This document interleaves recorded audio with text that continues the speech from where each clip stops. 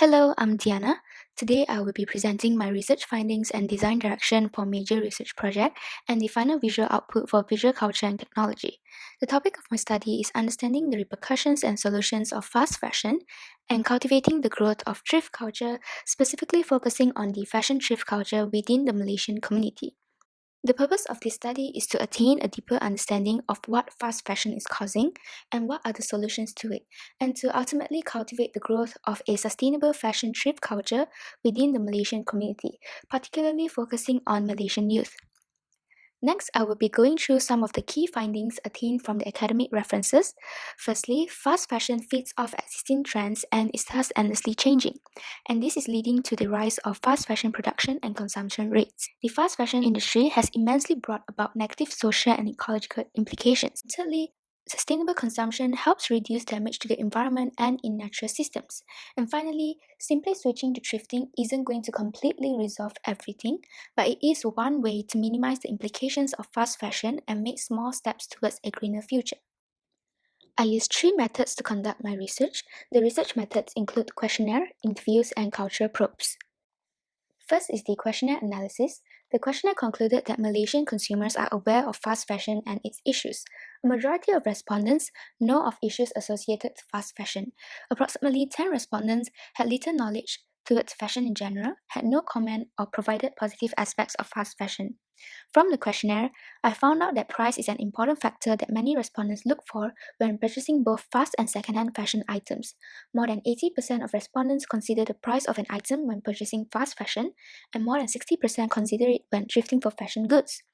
A significant number of respondents described the fashion thrift culture in Malaysia to be rare and uncommon. A respondent commented that the fashion thrift culture in Malaysia is more inclined towards the Malay community and style, and another commented that it exists to a certain class of people. Lastly, according to the questionnaire, 51.5% of respondents agree that they purchase fast fashion because it is cheap and widely accessible.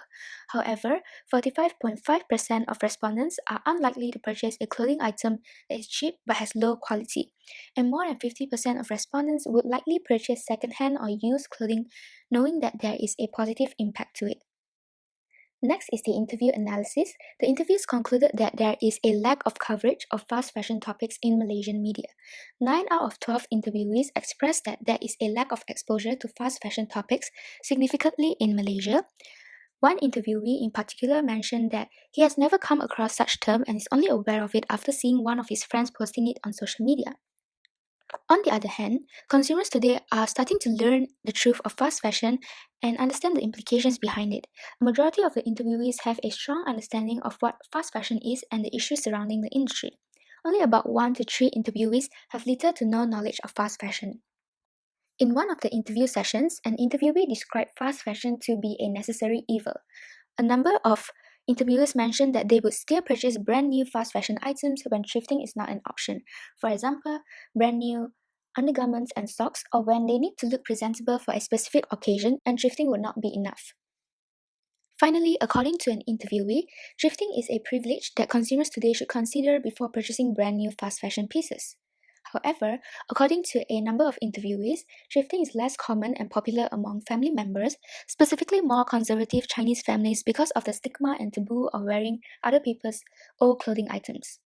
To briefly summarize, there is a trend of increasing awareness towards fast fashion issues among Malaysian consumers, a majority of which are seemingly more aware of fast fashion environmental issues than the social and ethical aspect of it. However, there is little coverage of fast fashion topics within the Malaysian community. It is a topic that is definitely not commonly discussed among Malaysian consumers. And to conclude, the thrift culture in Malaysia is growing and becoming a trend, but has yet to be accepted by the majority. This is because of certain consumers' perceptions towards thrifting, and some of the biggest concerns include hygiene and the fear of wearing other people's used clothes and garments. Next are the personas.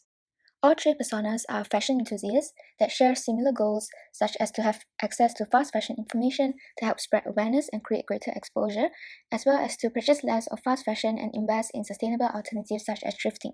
Next are each of their user journey maps. For Angeline, her emotion drastically drops when she realizes that she should stop purchasing fast fashion, but it rises again as she starts to look for sustainable alternatives. For Cheryl, there are no drastic changes to her emotion and awareness as she already has a strong understanding of the repercussions and solutions of fast fashion.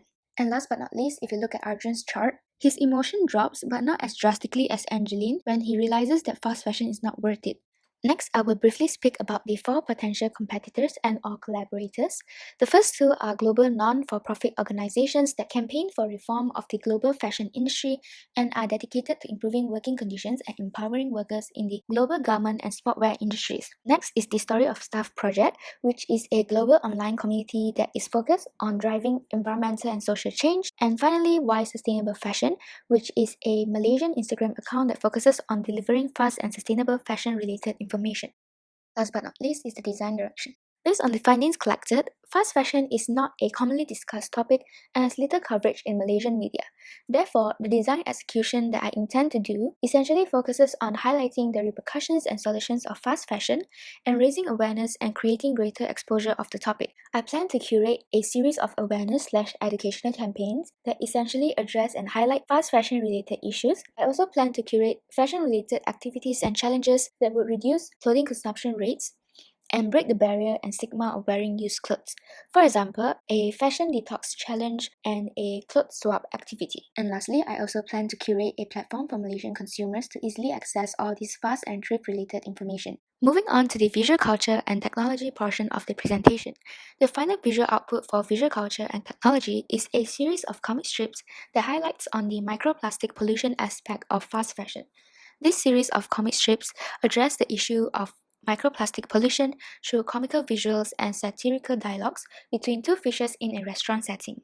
There are four comic strips in total, in four different restaurant settings and in four different languages. So, why microplastic? Microplastic pollution poses potential harm on both human and animal health. And why fish? Recent studies have documented the presence of microplastic particles in numerous adult fish, and fish is a critical source of protein for humans, seabirds, and other marine animals. So, here are the first two comic strips. The title of the comic strip is The Demanding Fish. Next are the two other comic strips in a Chinese and Indian restaurant settings. These are the newspaper print mockups of the comic strips. This is a digital mockup of the comics online. This is a web banner mockup which will lead you to the comics. And these are the references. That will be all for my presentation. Thank you for your attention.